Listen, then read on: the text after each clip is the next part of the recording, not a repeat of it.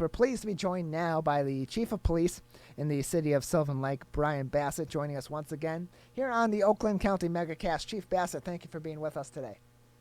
Well, thanks for having me. I appreciate it. Appreciate having you on. How are you? How's the team over at the Sylvan Lake Police Department doing? No complaints. We're doing good. So far everybody's healthy and safe, so we're doing really well here. So, Chief, we're going to jump right into it because a little bit of excitement there in the city of Sylvan Lake, but also this serves as a good reminder to all of us. Fill us in with the carjacking and the great response and teamwork that got the suspects in custody. Sure. So Tuesday morning, early morning, it was about 3 a.m. There was an individual at the mobile gas station on Telegraph. He was emptying some garbage out of his car, stepped away from his vehicle. Unfortunately, the vehicle was still running. While he did that, two suspects jumped into his vehicle and they began to pull off in his vehicle. The driver of the vehicle then grabbed onto the driver's door and was banging on the window and ended up being kind of dragged for a short period of time by the vehicle and was knocked to the ground as the suspects pulled away in the vehicle. He's so lucky he wasn't seriously injured because we've seen these cases where similar things have happened and they've been seriously hurt. But we say it all the time, we hear it all the time, secure your vehicle when you get out, but yet we all do it. And I would imagine this happened in like a split second. It did happen very quickly. It was a crime opportunity for the two suspects who took the vehicle. But to your point, you have to be cautious, especially as we're entering into winter here. You cannot leave your vehicle running unattended. It leads to these kind of issues and tragedies. And the second thing is, I'm grateful our driver wasn't hurt seriously. He had some minor abrasions, some cuts.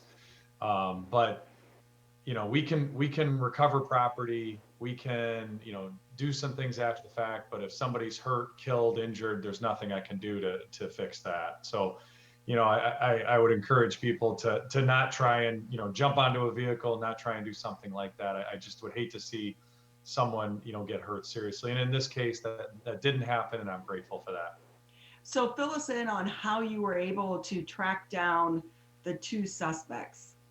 So, first I want to thank all of our partners, and I'll thank our team here at Sylvan Lake, from the officer who initially responded to the scene, Officer Molinaro, and then our sergeant who came in, and they worked together to quickly contact our partners at OnStar, who activated and then began tracking the vehicle. But then also our partners in the Oakland County Sheriff's Department and their auto theft task force. They were very quick to offer assistance, and they were instrumental in the eventual apprehension. When we started tracking the vehicle, it actually tracked all the way out to the Kalamazoo area, which is where, with our partners out in the Kalamazoo County Sheriffs, the suspects were eventually arrested. How old were they? We had two suspects. The driver was juvenile. He was 15. And then we had a 17-year-old passenger. What were they even doing out at 3 a.m.? Yeah, oh my gosh. That's a great question, but I'll leave that for somebody else to answer. But my experience is, if you're out, you're around that age, and it's 3 a.m, it's not going to be good. So why they were out, I don't know the exact answer, but obviously it ended up being great because we were able to make the arrest. Nobody was injured on the first part of it when the vehicle was actually stolen, but then also when the vehicle was actually recovered, nobody was injured. We got the property back in good condition. So at the end of the day, it was a good work by all parties, including those parties that helped us out, and the Oakland County Sheriffs, and then also Kalamazoo County Sheriffs. So we really appreciate their help. Yeah, my mama used to say nothing good happens after midnight. Yeah. Well, So your mom was right. Your mom was right because it's true. In my business, it's very true. right, right. So was he able to get his car back, the victim? Yes, he was. Unfortunately, we had to make a drive out there, and so did he to recover the vehicle. So I don't know if he was planning on, spending some time on I-94 that day, but they were able to get the vehicle back. Well, thank you to you and your team. But again, it's a good reminder to all of us because like I said, it's in my backyard. Sylvan Lake's right around the corner, but we all do it. We stop at the gas station, just Yeah. quickly throwing something out, putting air in your tire, and then boom, 2 seconds later, your car is gone. So great work by you and your team, and thank you for all you do. No, like I said, it worked out great, and it's another just a nice to all the individual parties stepping up and helping out, and it worked out well.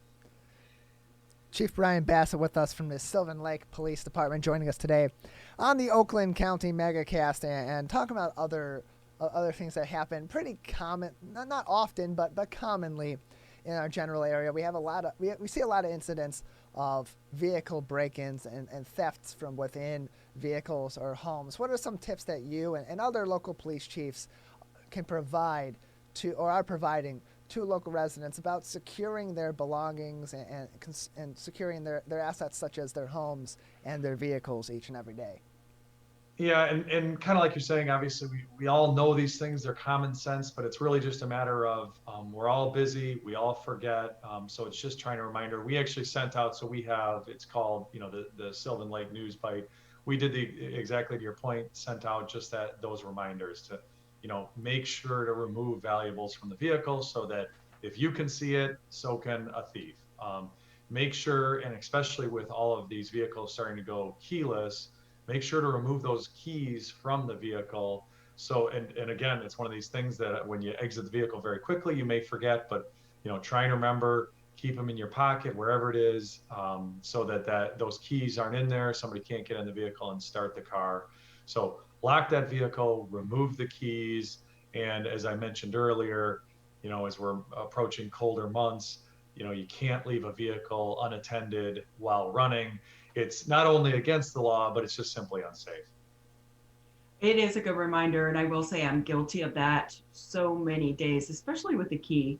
It's easy to forget that it's in the car. Yeah. Chief, quick question: Are you, with so many people now working remotely, are you seeing an uptick or a downtick in home burglaries because so many more people are at home?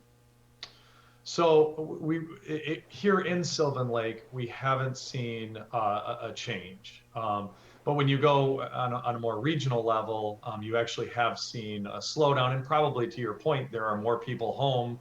Some of those opportunities have been reduced. So you've seen, and then businesses being closed more often.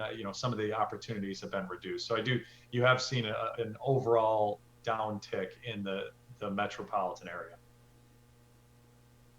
Chief Brian Bassett with us from the Sylvan Lake Police Department, joining us today on the Oakland County MegaCast all throughout the local area as we continue to bring you the latest news and information regarding COVID-19. Chief Bassett, just a few more minutes with us today on the show. Is there anything else that you'd like to talk about that's important for residents of Sylvan Lake or surrounding areas to know? More information from the police department or any other topics that you would like to discuss today?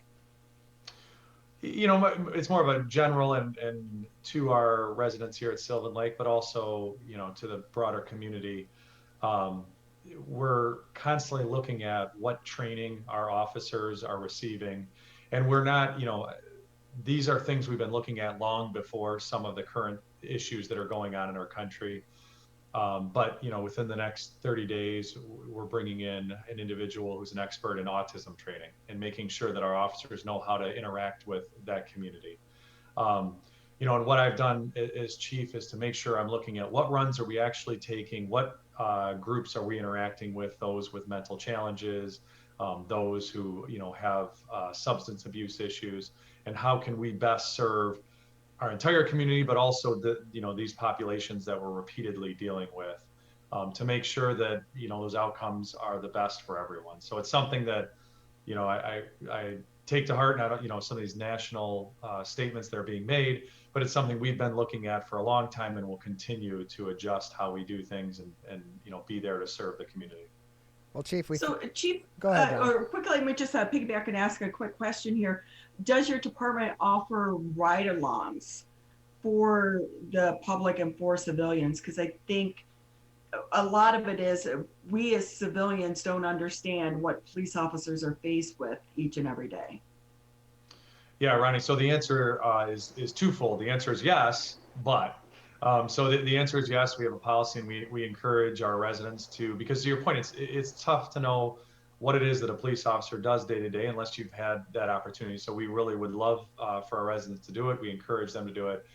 Unfortunately, at this moment, we are not doing ride-alongs only because of COVID. So I wish, we're constantly reevaluating that. We'd love to get that program going again, but it's such an intimate space inside of a vehicle. It's difficult to do it right now. But again, it's certainly something that we have done, and it's something that we will do in the future as we move through this crisis. Well, Chief, we thank you very much for being with us today.